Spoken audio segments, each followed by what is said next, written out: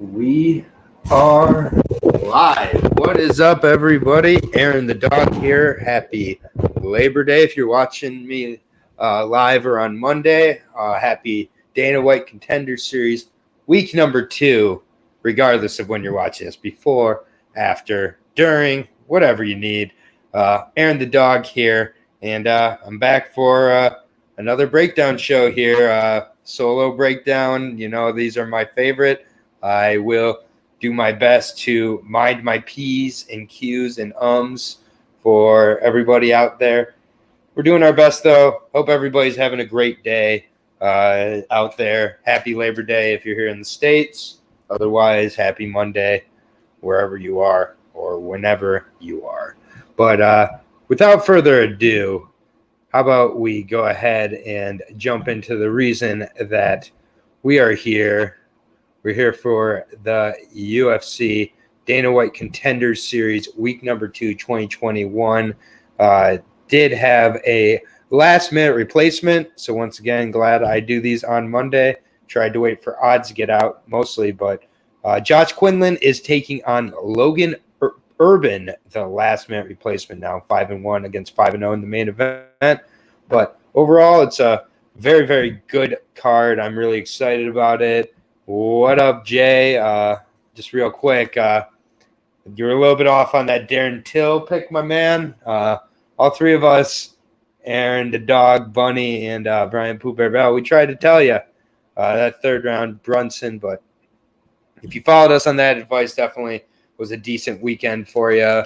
Miz is here as well. What up, Miz? Good to see you, man. Just doing a little Contender Series here on the holiday a little bit early, but I'll be here all 10 weeks. Looks like it will be a solo show here, so try to mind the ums and the uhs for all the fans out there.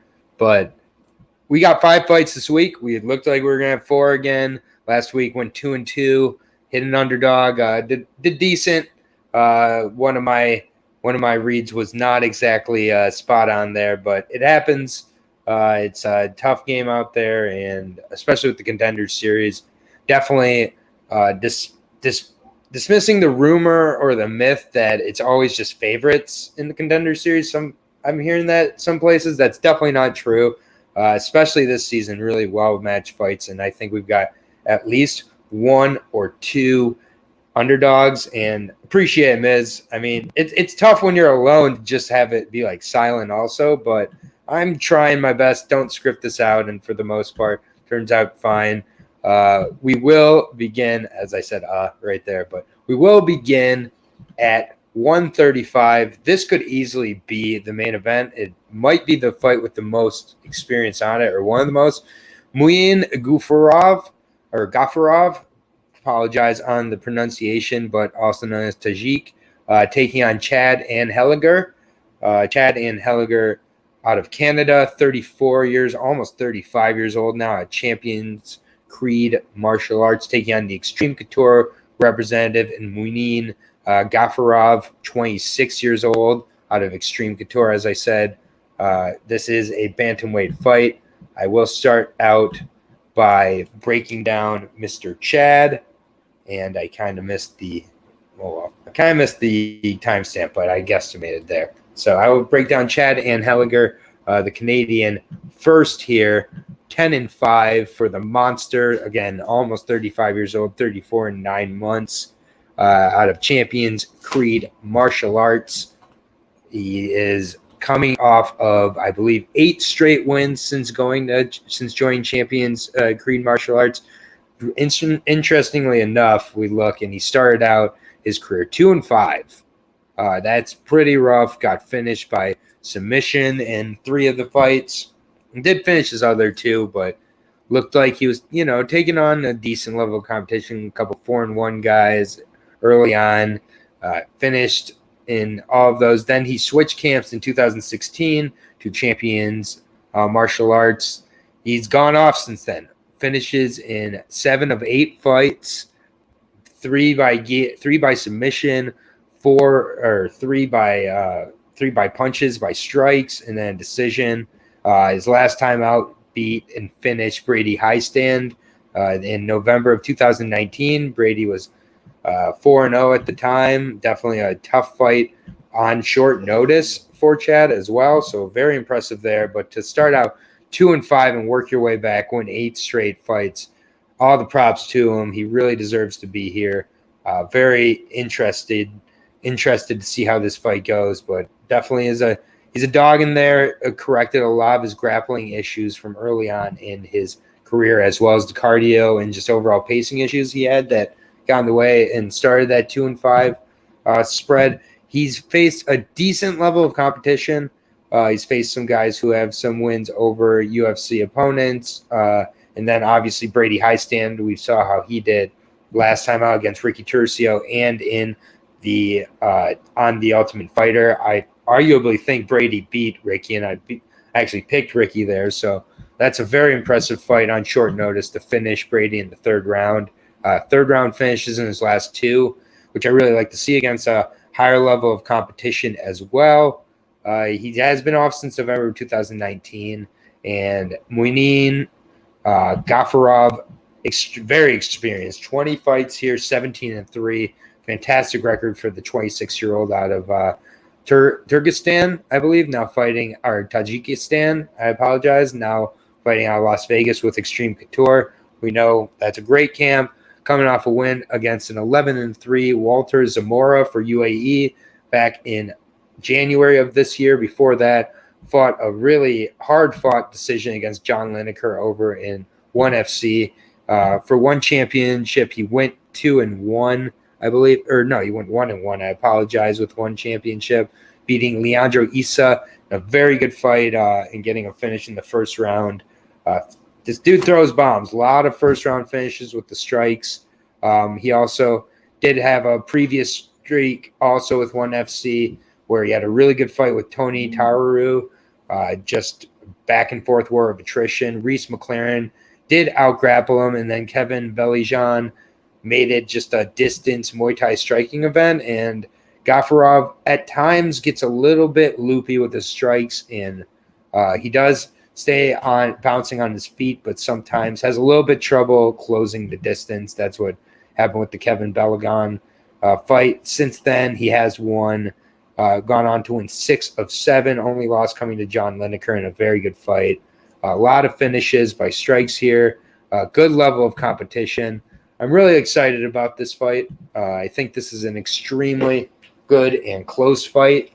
I'm honestly going to leave it alone based on Gaffarov's odds, though.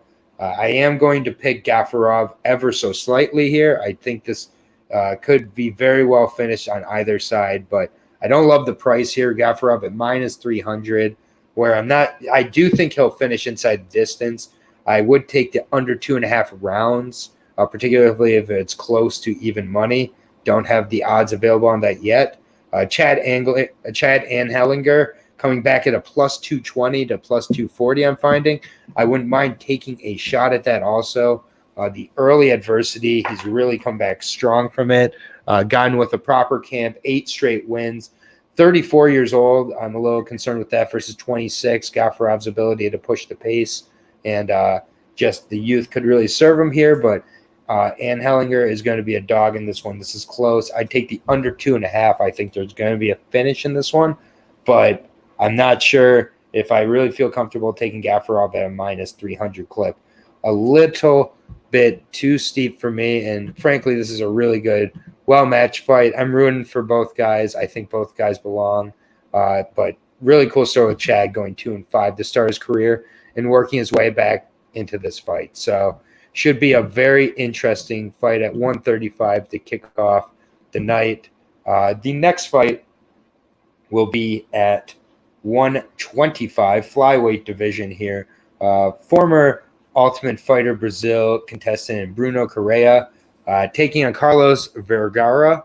Carlos Vergara should be familiar with a little bit from Fury if you are watching that organization. Had a big win over Jacob Silva prior to his last loss, but really good back and forth fight there. But we got the 30-year, both these guys are basically the same age, 30 years old. Tata fight team for Bruno Correa versus Pete Spratt, Muay Thai for Carlos CJ Vergara. I'll be breaking down the 8-2-1 Carlos Vergara first here, 30 years old, as I said, 5'6", 69.5-inch reach. We'll have the reach advantage here. It's coming in on a four-fight win streak, all with Fury FC over decent competition for the most part. Did defeat Jacob Silva back in March of this year. It was a really good fight for the flyweight championship for Fury. It was really back and forth. Took Jacob Silva's best shots. I get Jacob Silva had a very bad performance his last time out, but this time it was right coming off of his 2 Contender Series fights. Jacob Silva was very confident in that fight. Nearly had CJ Carlos Varga put away several times, and Varga just kept going, man. He kept coming back. Third round took over and ended up putting away Jacob Silva to win the flyweight championship. That was back in March of this year. Before that, had a flying knee finish of Sean Solis, the 4-2 opponent in the third round. Again, I like these third round finishes as a two second round finishes as well. Has been finished by rear naked choke. Also has a split decision loss against Jonathan Martinez back in January of 2015. So definitely a good experience, but very different fighter. Jonathan Martinez and him are from that point forward. He has been off for only a few months, about 6 months coming into this fight. He did take quite a beating in that fight with Jacob Silva, but I do like what he was able to come back with in that fight. This is going to be an extremely close fight, in my opinion. Carlos Varga definitely likes to keep it on the feet. Got a couple decision wins to start off his career, but then a lot of strike finishes, throws some good kicks, throws good flying knees at points. Could definitely be useful against Bruno Correa, the 12-3-1 Brazilian, 30 years old as well. 5'6", 66.5-inch reach, so we'll have a reach disadvantage. Although the way that Bruno kind of fights, he does fight very, very tall. What up, Peggy? Good to see you. Miss Jacqueline Collins, great to see you. I appreciate it. The GOAT status is for you, though, dear. We know this. But, yeah, appreciate everybody joining me. We're cruising along. We're in our second fight here. Timestamps will be available. Tata Fight Team representative Bruno Correa here is on a 5-fight win streak, however. Former Tough Brazil representative here going back. He did have a win on there. Really good fight. First of all, had a spinning hook kick of Franklin Santos, which was great. But it was his win over Leandro Higo, who has gone on to have a very successful Bellator career. Very, very successful just overall run with other organizations. He's challenged for titles. Really good win there. Rear naked choke in that one. Did lose to Ronaldo Vieira, who had a decent UFC run. Good fight there. Also had a UFC fight against Matthias Nicolaou, who still made it back to UFC. Very good fight there as well. No shame there. On the regional scene, had a couple decisions that did not go his way at times. Is a little bit overconfident in his bottom Brazilian Jiu-Jitsu game, but over his last 6, only a draw in that against João Elias. Otherwise, a win over a 9-1 Felipe Gagno by Darce choke in October of 2020. Coming into this one, I expect this to be an absolute war. Definitely could see this one going the distance, being at flyweight, and then I agree. Ms. U legend, Boston Comments, also known as Bunny. Great to see you, dear. Yeah, absolutely. The Darce Savage herself, but yeah, Bruno has been great since getting off the Ultimate Fighter. I think he's really matured at 30 years old here.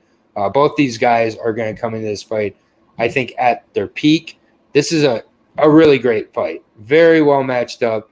I get that Bruno Correa has a lot of excitement behind him. And you know it, Elliot. Yes, sir. Miz is correct. Bunny is a legend. Oscar Trevino going with Mr. Vergara by knockout.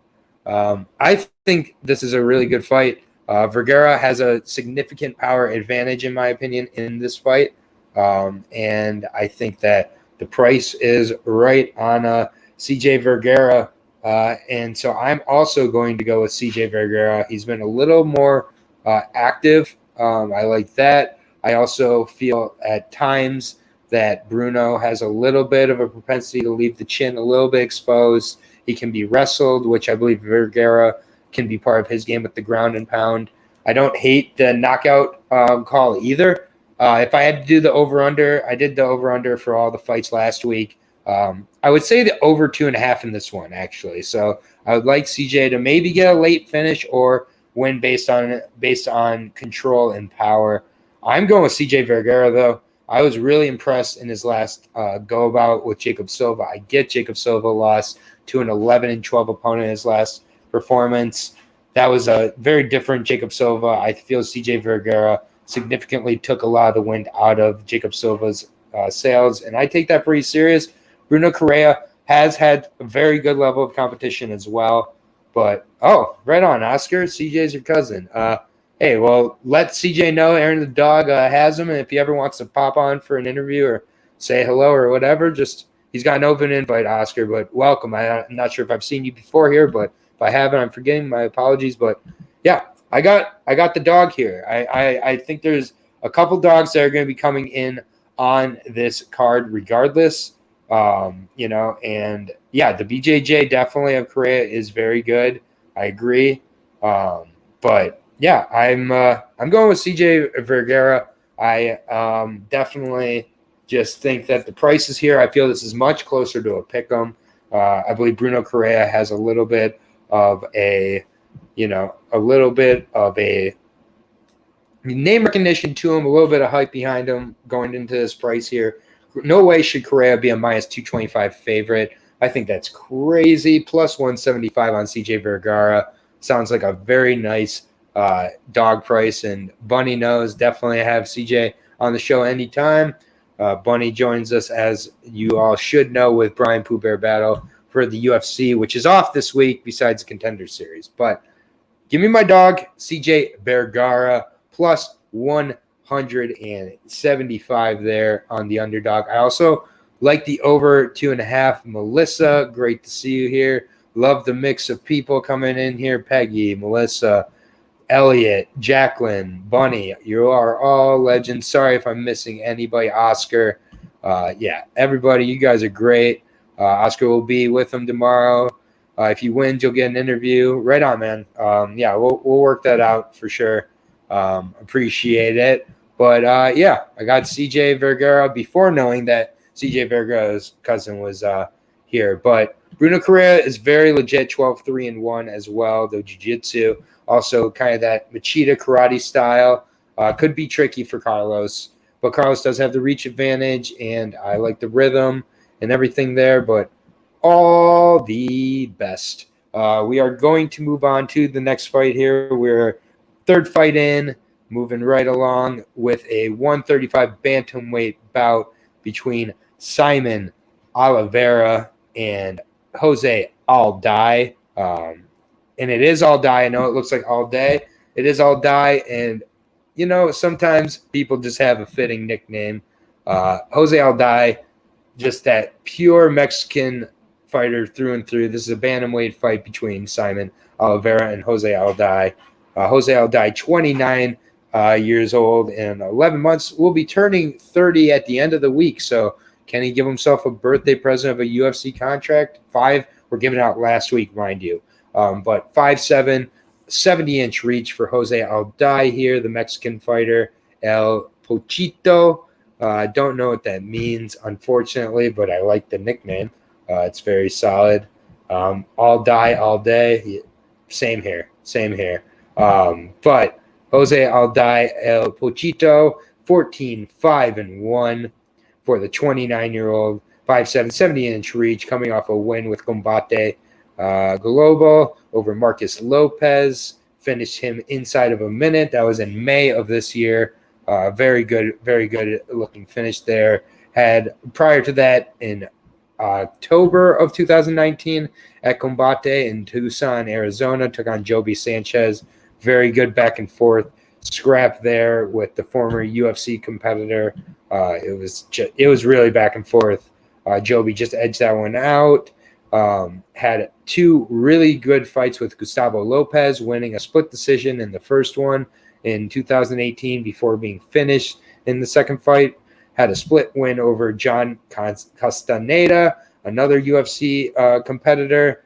Just really good level of competition that Jose has faced. Lost to Makazu Yuda back in 2016, a 20-4 opponent. He has been submitted in 3 of his losses, however, and then he was finished by ground and pound in another. Sometimes the wrestling is a little bit abandoned. Yes, many bunny splits on Jose Aldai's record.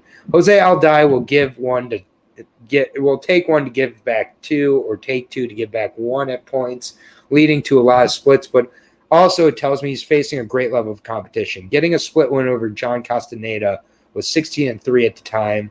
Has gone on to make some noise in the UFC, 18-5 now. John Castaneda is no joke, though. Finished Eddie Wineland in his last fight, was supposed to face Ronnie Lawrence. So Jose Aldai definitely has faced a really good level of opponent. Getting a split win over Gustavo Lopez in a main event spot for the bantamweight title was very impressive. Yeah, he got finished the next time around, but still, I mean, Gustavo Lopez has shown his worth. I really do like how Jose Aldai has been looking. The Marcus Lopez finish was very impressive. Marcus Lopez, is absolutely no joke either. I get it. He's gone to 5-4 now, but I mean, this guy, again, is just like taking on the opponents in front of him, putting away a lot of these guys, and just very, very tough, well-rounded. Simon Oliveira, 17-3, really impressive record. Interesting with Simon Oliveira, he's fought at welterweight, he's fought at catchweight, he's fought at lightweight, he's fought at featherweight, he's fought at bantamweight, and he's only 5'6" with a 67-inch reach. So he's coming into this fight with a 2-inch reach disadvantage, fighting back at bantamweight, last fought at featherweight. So that's definitely interesting. Has not fought since actually last fought at 147, so above featherweight. That was in December of 2019. He has a lot of guillotine chokes, front chokes on his resume.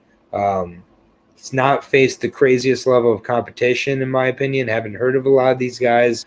He was out-wrestled by Ari Farias, who we did see lose a few weeks ago and get pretty dominated in his wrestling. Ari was able to dominate him with his. For Simon Oliveira, I got to see what he looks like at the weigh-ins, obviously, but I really like Jose Aldai in this fight. Jose Aldai, the natural bantamweight, I think is going to push the pace, has to stay off of the wrestling, off of his back. If Simon's able to wrestle, able to get the grappling working, it's going to be a long, long night for Jose Aldai. But I think Jose Aldai on the feet has a significant advantage, reach advantage. Does a really good job with his strikes of catching his opponents at the end of his punches, which again with the reach advantage he should be able to do in this one. I think Simon Oliveira is going to be spamming takedowns. The level of competition I favor for Jose Aldai here. They both have 20 fights here, very even with regards to experience in that sense. I just don't like the weight fluctuations for Simon. That's an unknown I'm unconfident in. And Jose Aldai, I just really liked what I've gotten to see. It's just really been a lot. There's a lot of tape out there, so maybe that's swaying me a little bit. Not a lot on Simon Oliveira, but I have been able to see. I feel I have a gist on. And yeah, I appreciate it, Oscar. I do as many breakdowns as I can. We do Bellator, we do PFL, UFC breakdowns with Boston Commons Bunny, who's in the comment section here, as well as Brian Pooh Bear Battle, won the Ultimate Fighter a couple weeks ago. So do my best, though, Oscar. Glad you're enjoying the show. Welcome. Drop that subscribe and share it with any of your friends. But with regards to this one, I know I said it, but I got Aldai here. The odds are coming out very late on this fight. The odds I have found have Aldai at a plus 155, minus 180. I like a lot of the dogs here. Two of them officially I have, and Chad and Hellinger I'm thinking about. But I got another dog here. I got Jose Aldai, the plus 155 price. I'm seeing it also at plus 180 on FanDuel if you have that available. So I think that's a worthy dog price there. Another one I would take the over 2.5 on. So right now I have the under on the first fight, over on the next two. But really great fights, very well matched up. Wouldn't be surprised if a lot of these actually do go to a decision based on it. This fight, however, I am not so sure this one goes to a decision. Very, very excited for this one, however. It's between Mario Souza getting his second opportunity here on the Contender Series, taking on Chitty Chitty Bang Bang, Chitty Ninja Kawani. Huge fan of the Ninja Kawanis. Come on, how can you not be? Anthony and Chitty, both just fantastic strikers, athletic.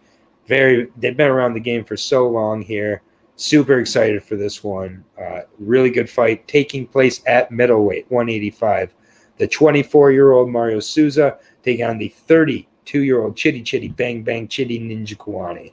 I'll be breaking down Chitty Ninja Kawani first. 19-7 record for the 32-year-old, 6'3", 80-inch reach, fighting out of Saxon, Janjara, Muay Thai. Also, I believe fights out of a Brazilian Jiu-Jitsu camp. I just can't recall right now. Coming off of that win at LFA 91 back in September of 2020 against Christian Torres. Beautiful knee to the body followed by punches. Very measured approach against an aggressive, assertive Muay Thai striker, and Christian Torres really was impressed with him in that. You look at the losses for Chitty Ninja Kawani. I get he's two of his last 5, but a win over Hisaki Kato, very, very good win. At that point, Kato was beating Joe Schilling and a few other guys. Really was quite on fire there for that karate-style striker. Good decision there in Bellator. His losses to Rafael Carvalho, no shame there. John Salter just fought for the middleweight title. John Salter really did his thing in that one. And then Andrei Koreshkov. Again, that was Ninja Kawani's last fight, trying to kind of make it down to the 175 or 175. After that, he did accept middleweight, and he's looked fantastic at middleweight. Even in the losses, I'm not too upset with those. A win over Andre Fiallo, Melvin Gillard, Thiago Goncalves, Ricky Rainey, Max Griffin, Gilbert Smith. Very, very good level of competition. A lot of different types of fighters. Chitty Ninja Kawani is one of the better strikers that I believe will be on this season of the Contender Series. And I'm really looking forward to seeing how he comes into this one. He's definitely deserves this opportunity. Great level of competition.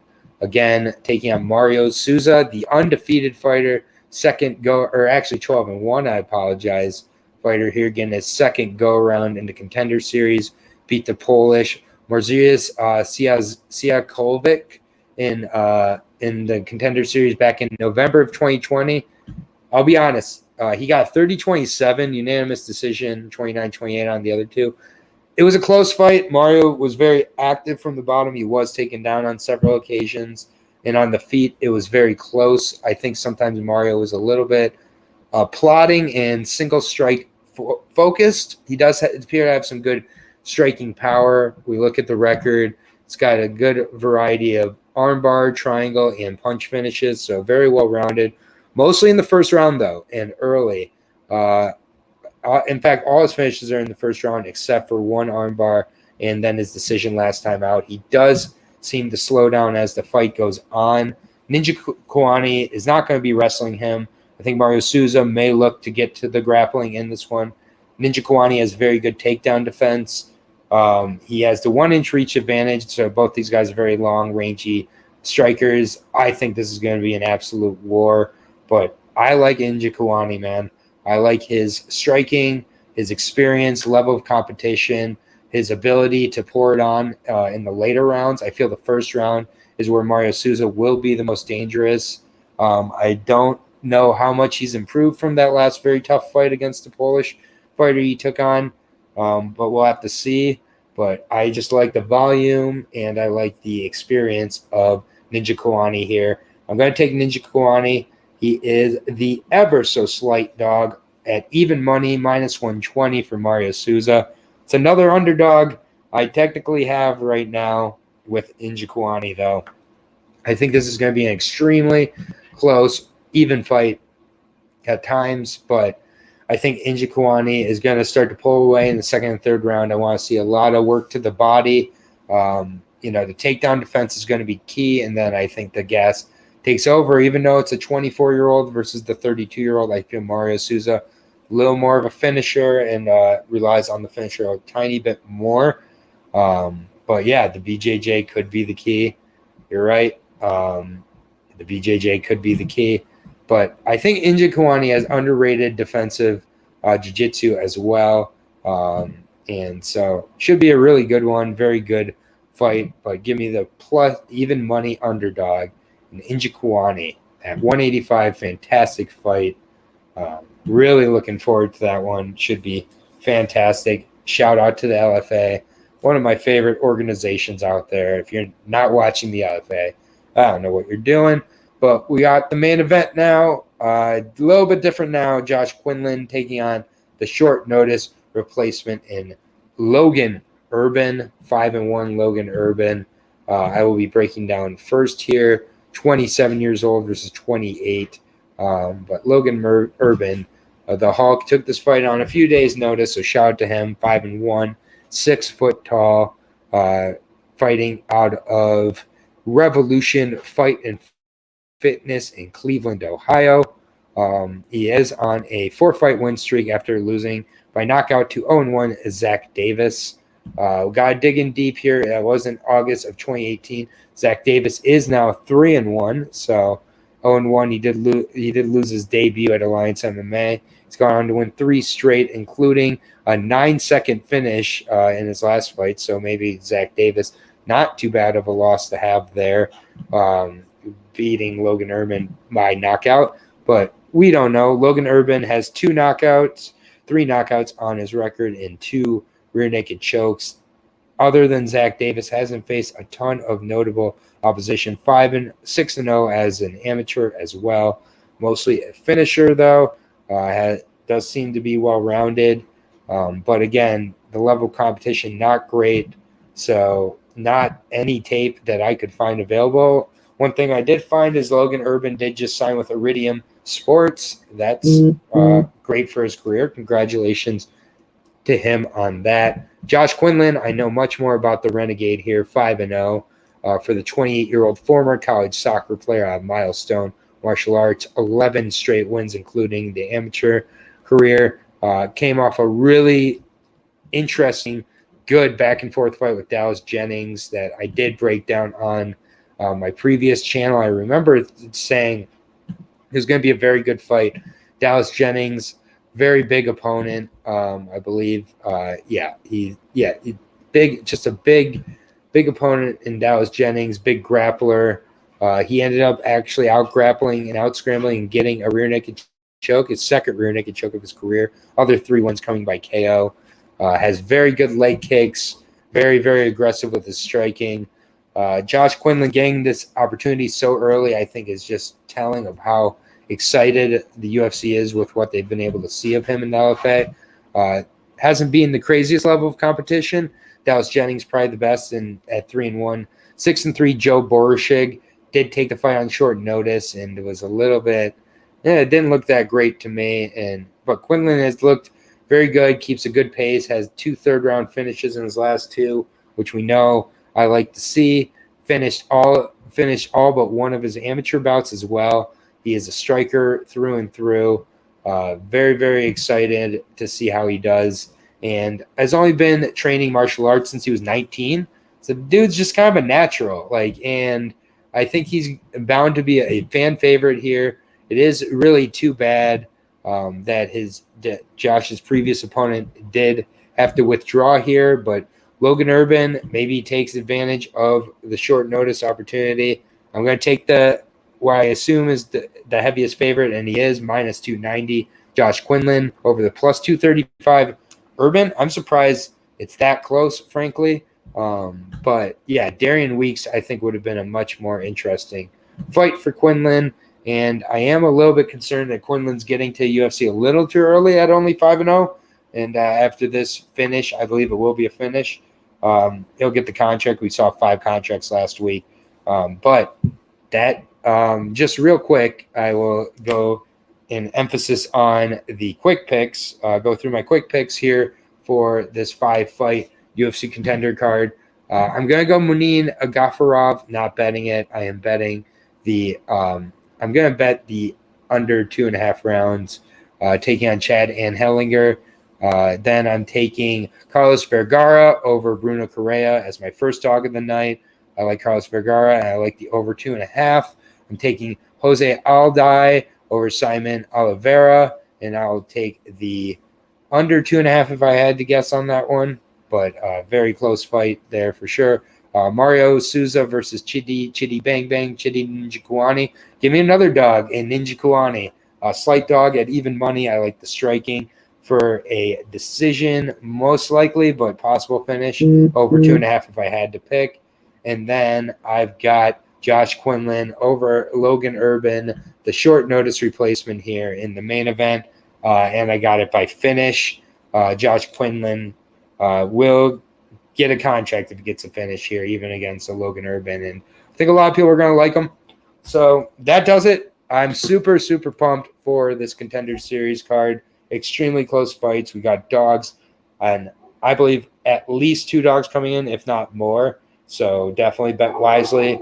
Shout out to Oscar Trevino, and shout out to Bunny. Shout out to Miz. Shout out to Taj. Shout out to everybody who is continuing to support this channel and creating a really great environment for MMA fans of all sorts. Miz, an OG here, man. Shout out to you, man. Hope you enjoyed the breakdown. Oscar, all the best to your cousin, and safe travels. And looking forward to talking to him after that W, because I have a good feeling about it. Bruno Correa is no joke. That is a UFC quality fight right there. And this whole Contender Series is filled with UFC quality opponents, so I expect 3 or more contracts as well. So looking forward to it. It's on Fight Pass tomorrow night. There's no UFC this week. We got the week off. Football's back at least, so we got a little bit of that to salvage. But so no breakdown show with Pooh Bear, Bunny, and the dog. But yeah, enjoy the Contender Series tomorrow on UFC, on ESPN Plus, I should say, starting at, I believe, 9 p.m. So for Aaron the Dog, MMA YouTube, thank you all for being here. Appreciate the likes, subscribes, and appreciate all the support. I will be dropping the timestamps down if you guys do need to go touch up on any of these fights. But keep taking care of each other out there, as always, and have a great Labor Day if you're in the States or wherever you are. Happy Monday. Take care, everybody. Thank you all for being here. Peace.